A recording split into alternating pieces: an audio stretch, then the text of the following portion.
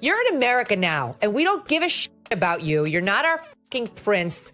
You'll never be king. We hate your wife. Stay at home in your $29 million mansion. I could feel something big was about to go down the second those whispers started circling around Westminster.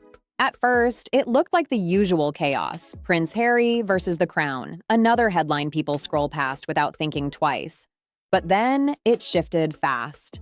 A real petition surfaced. And this was not some random social media rant or a celebrity meltdown playing out online. This stepped straight into serious political territory. Suddenly, people with real power were openly discussing Prince Harry's royal title like it might actually be stripped away. And this was not coming from gossip blogs. The move came out of the House of Lords, Britain's upper political circle, stepping directly into the spotlight. When that level of leadership starts talking titles, it is not just noise. It signals something deeper moving behind the scenes. There are growing calls to strip Harry and Meghan of their royal titles. The New York Post is reporting that locals in the UK say enough is enough, especially after Prince Harry's disastrous BBC interview, which aired hours after he lost his appeal for taxpayer. It's not a financial thing. Working royals do not profit. They do not use their names to make money. It's an honour to have an HRH. Absolutely. So the fact that she's continued to use this HRH when they've been instructed not to, I think is absolutely infuriating in Buckingham Palace. It was agreed with Queen Elizabeth that they will not use the HRH title. That is a long-standing precedent, and there's good reason for it. Basically, the HRH is only given to working royals and senior members of the royal family. Oh my God, I can't even. These two, Meghan and Harry, are the worst. The push on the table is simple but explosive. Remove Prince Harry's royal title. The last official thread still tying him to the institution he chose to walk away from. And anyone thinking this is just tabloid drama needs to look closer. This is about power, legacy, and a serious question hanging in the air. Can someone step back from royal duties, relocate to California, build global deals off that royal association, and still keep a title connected to the crown? The same country that once stood still watching the young prince walk behind Princess Diana's coffin is now witnessing a very different chapter. This time, it is not tabloids stirring the pot. It is Parliament stepping into the conversation, and that changes everything. What began with the whole Megxit fallout has now grown into a full constitutional debate about loyalty, identity. Harry's digging an even bigger hole for himself here. Well, I think he's dug so deep now, he'll strike water any day now. I just can't stand her. I just think she's such a phony. A new poll by Find Out Now has revealed that most of the public is supporting the king in this family feud, ongoing family feud, after Harry's bombshell BBC interview. It follows the Court of Appeal's decision to not overturn the ruling on his security in the UK. And exactly where Prince Harry stands today. If this petition actually goes through, Prince Harry would not just lose a title. He could lose the final official link tying him to the monarchy, and that is massive. At first, it sounded like straight clickbait, one of those headlines that feels too dramatic to be real. But this time, it is not rumors, not internet chatter, not a hashtag trending for a few hours. This conversation is unfolding inside the House of Lords, one of the oldest pillars of royal tradition in the United Kingdom. Now there is real discussion about removing Prince Harry's Duke of Sussex title, and that hits different when it comes from senior lawmakers instead of online critics.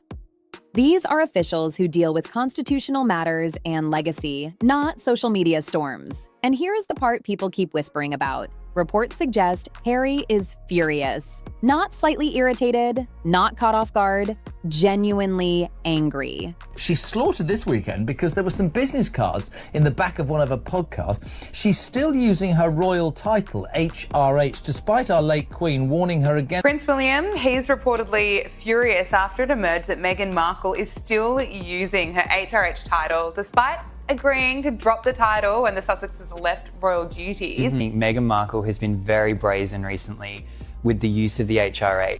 Because that title is not just decorative. It carries weight in Hollywood rooms, business negotiations, and elite networks around the world. Strip that away, and the access, the influence, the branding power could shrink overnight. For many watching closely, this does not look like a small warning shot. It feels like the first crack in a much larger shift around Harry's royal identity. When Parliament starts moving in this direction, it signals that the establishment may be drawing a clear boundary. The prince who was once celebrated globally could now be facing one of the most defining moments of his public life. And this is not just one politician making noise. The petition gained traction fast. Tens of thousands of signatures stacked up within days. From Sussex to Scotland, voices across the UK began speaking out, and the pressure is building. At that point, this stopped feeling like background chatter and started looking like a real movement. I would love reconciliation with my family. I don't know how much longer my father has. He won't speak to me because of this security stuff. But it would be nice to reconcile. If they don't want that, that's entirely up to them. He's a duplicitous, self-centered, vile, disloyal hypocrite. Parliament is not brushing it off either. Both the House of Lords and the House of Commons are now being pulled into the discussion. And that is when it became clear this situation is no longer light gossip. It is moving into serious territory. And here is where it levels up. The pressure against Prince Harry is no longer just public frustration. Critics are now pointing to an actual historical law with weight behind it. It is called the Titles Deprivation Act of 1917. A statute so old it was last used during World War I. Back then, it gave the Crown the authority to strip royal titles from family members who were seen as acting against British interests. That is the scale of what is being mentioned right now.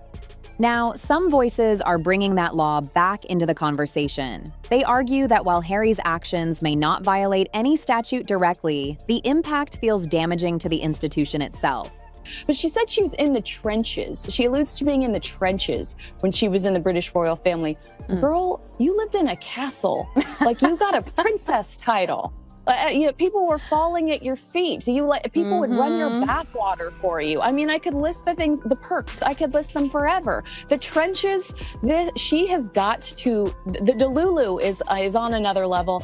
Sometimes I envy. It's not a financial thing. Working royals do not profit. They do not use their names to make money. It's an honour to have an HRH. Absolutely. So the fact that she's continued to use this HRH when they've been instructed not to, I think is absolutely infuriating in Buckingham Palace. It was agreed with Queen Elizabeth that they will not use the HRH title. That is a long-standing precedent, and there's good reason for it. Basically, the HRH is only given to working royals and senior members of the royal family. To many observers, it looks wrong to openly criticize the monarchy while still holding on to the prestige and recognition that comes with a royal title. For them, this is not about personal drama. It is about principle. Can someone step away from royal duties, publicly challenge the system, and still carry royal branding across global platforms? That is the core tension driving this debate. What started as loud public commentary has evolved into structured political pressure. When public opinion and lawmakers begin echoing similar concerns, momentum can build quickly. And this is where the controversy intensifies even more. After leaving the UK, Harry did not disappear into a quiet, private life. He stepped into a new role, speaking openly during interviews and appearances in the United States that caught attention worldwide. Traditionally, senior members of the British royal family are expected to remain politically neutral. There is no trust when it comes to Prince Harry, and the picture he tries to paint with Queen Elizabeth, even saying during that BBC interview that the Queen wanted him to have this level of security, we're finding out the truth, and it's that she bothered by them. But of course, the real measure of success of both of them will be the same as it always has been. How much damage can they inflict on our royal family, on our monarchy?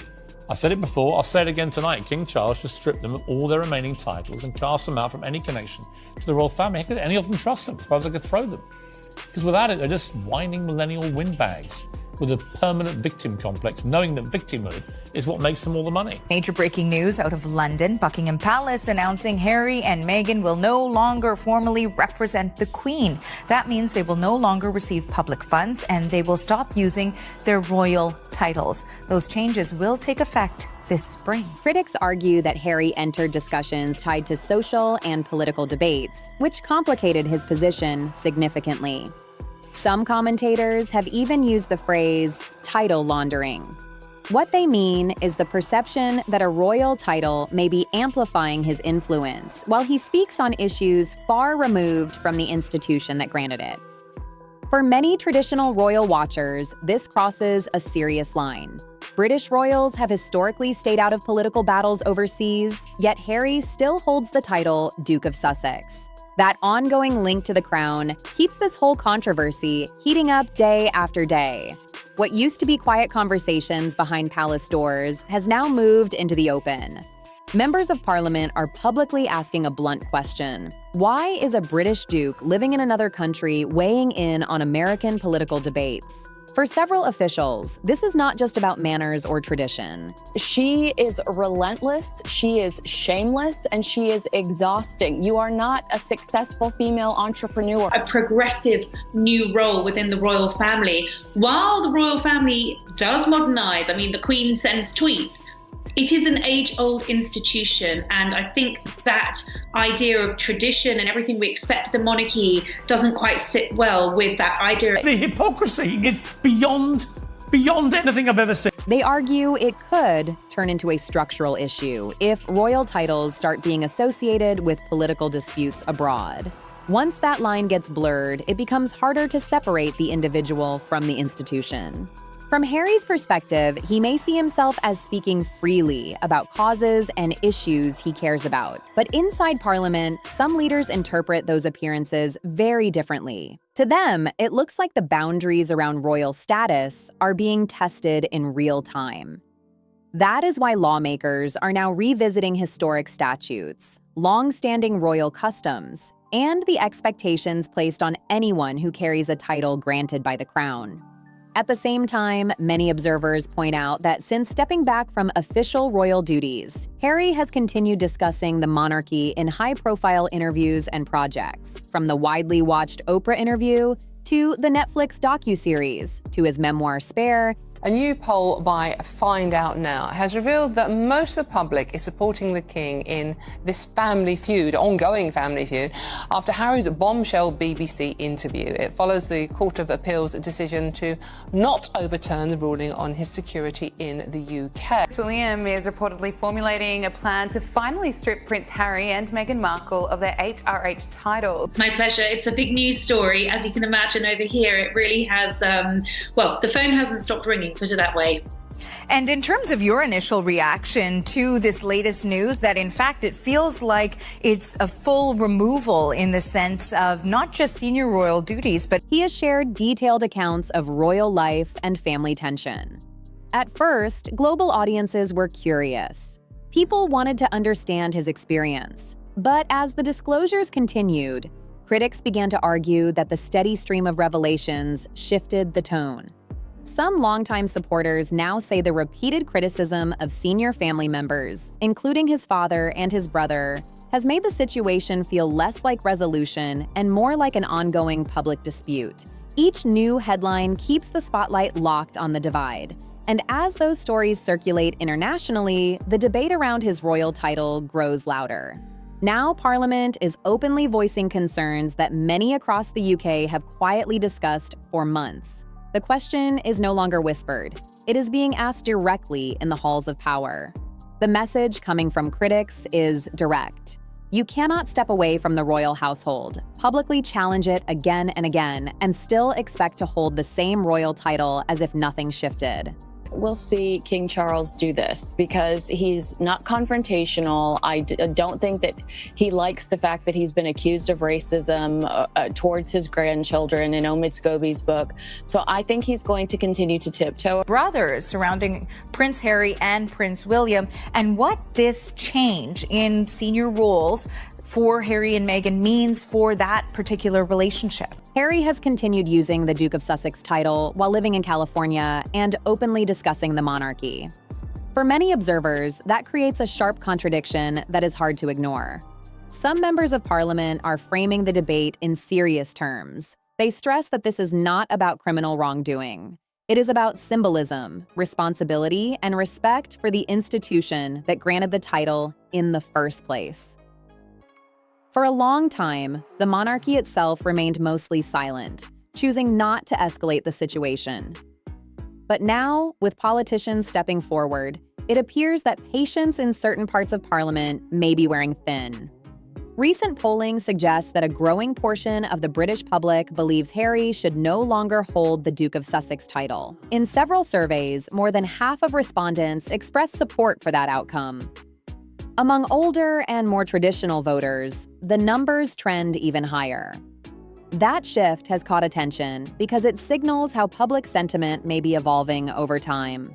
We immediately went into the trenches together. Yeah. Now, Meghan, just last week, she did her first long-form sit-down podcast interview. She showed a basket that she had sent to the host of the podcast as a thank you for allowing her to come on. And here you can kind of zoom in here and it says, with the compliments of Her Royal Highness, the Duchess of Sussex. Harry and Meghan, they have an issue when it comes to their memory and when it comes to the truth. One remark in particular spread quickly across media platforms. A critic stated that Harry now represents only himself. That phrase resonated because it reflects how many detractors currently frame the issue. While Harry continues to attract attention and maintain support in segments of the United States, the atmosphere within the UK appears far more divided.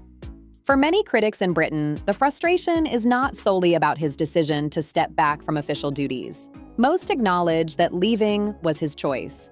The deeper concern, according to several commentators and lawmakers, centers on the perception that he distanced himself from the royal system, criticized it publicly, and yet continues to benefit from the global recognition tied to the royal brand. They argue this is not about a single interview or one headline. It is about the accumulation of years of high-profile media appearances, documentaries, personal disclosures, and public discussions centered on internal royal tensions. Over time, critics say that sustained focus on family conflict has significantly influenced how portions of the British public now view his role and his title. That is why the pressure building inside Parliament is not happening in a vacuum. Lawmakers are responding to a wave of public frustration that has been growing louder across the UK. This is not just political theater. It reflects conversations happening in living rooms, on radio shows, and across national headlines. Then there is the business angle, which adds another layer to the debate. Over the past few years, Harry and Meghan have signed major media agreements, including projects with Netflix, Spotify, and book publishing ventures. Critics frequently note that the titles Duke and Duchess of Sussex appear prominently in coverage tied to those deals. To skeptics, that pattern does not look accidental. They see it as strategic branding. What the monarchy means for the monarchy. Well, people are talking about it being a constitutional crisis, and I'm not sure it is a constitutional crisis. I mean, through circumstance and the Cambridges having 3 children, Harry slipped down from being the spare to the heir to the 6th in. With King Charles on his way out, Prince William is expected to take over the crown. And apparently at the top of his list is to say, "Peace out, Meghan, you're done." And he plans to formally strip Meghan Markle of her royal title. Some critics have even introduced a sharp term for what they believe is happening: title trafficking. By that, they mean the perception that royal status is being leveraged to amplify books, documentaries, and commercial partnerships, while publicly promoting a more independent life. That framing has circulated through talk shows, opinion columns, and political discussions. For those voices, the situation feels inconsistent, and they argue that the public is no longer overlooking it. Another issue raised repeatedly is the continued use of royal titles within the family structure. Supporters maintain that titles are part of personal heritage and identity. Critics counter that it sends mixed messages. From their perspective, the departure from royal duties does not appear like a full separation, but rather a carefully managed transition that preserves brand value. This tension is exactly why some members of parliament argue the matter should be clarified directly. For many lawmakers, royal titles are not commercial assets. Traditionally, they symbolize duty, public service, and a formal link to the institution of the monarchy. When critics suggest that a title is functioning primarily as a tool for media visibility, reactions become firm. Certain commentators have gone further, saying it risks transforming a historic honor into something that resembles a promotional tag. For traditional royal observers, that perception crosses an important boundary. Adding to the intensity is the response from Buckingham Palace itself. So far, the palace has remained largely silent, choosing not to publicly engage in the growing debate.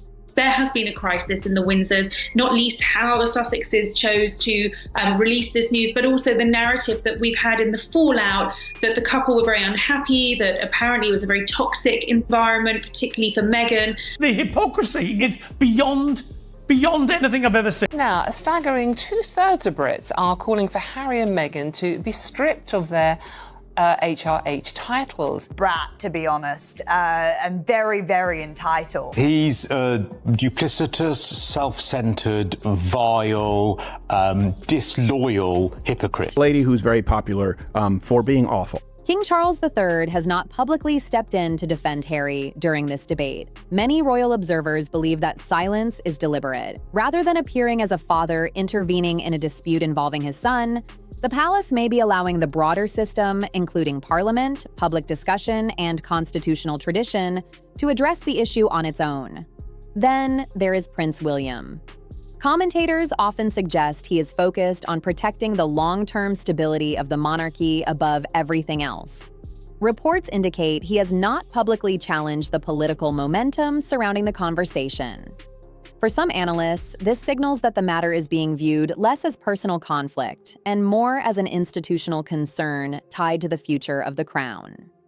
If Parliament were ever to move forward with removing the Duke of Sussex title, the consequences would reach far beyond a formal adjustment on paper. It could significantly reshape Harry's public image and alter how he is perceived internationally. The influence connected to the royal link, the recognition attached to the title, and the historical weight behind it could shift quickly. That possibility is precisely why attention remains fixed on every development. Many commentators argue that the royal connection remains central to Harry and Meghan's global visibility. In their assessment, much of the fascination surrounding interviews, documentaries, and commercial projects is rooted in the association with the monarchy. Without the Duke and Duchess of Sussex titles, critics believe the narrative would change substantially. Some detractors suggest the couple would then be viewed primarily as public figures sharing personal experiences rather than individuals connected to a centuries-old royal institution. Supporters strongly disagree with that interpretation, emphasizing their independent achievements. Still, within political and royal circles, the intensity of the discussion has clearly grown.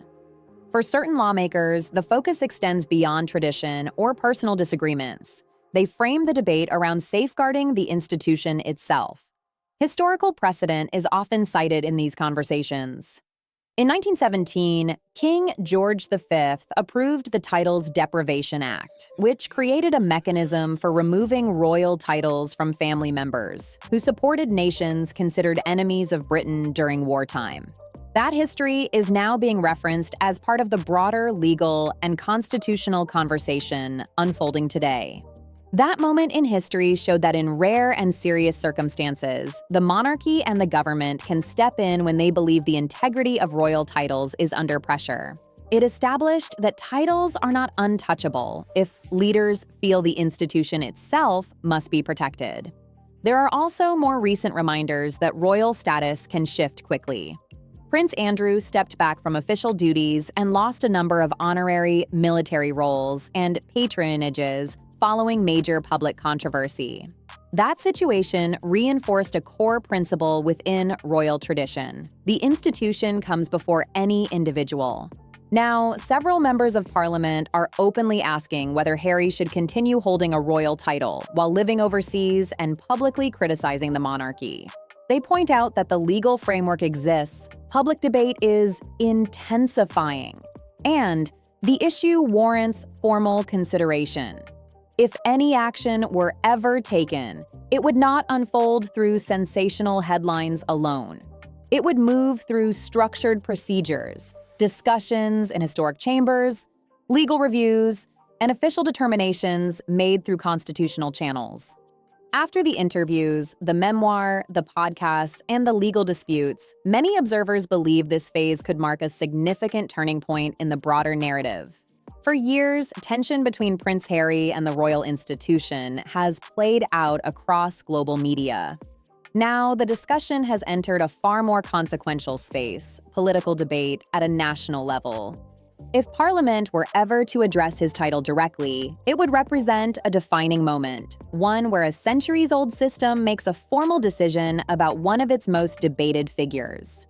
Critics argue that Harry did not simply withdraw from royal duties. In their view, he stepped away and then repeatedly challenged the monarchy through high-profile interviews, major media projects, and his memoir, Spare.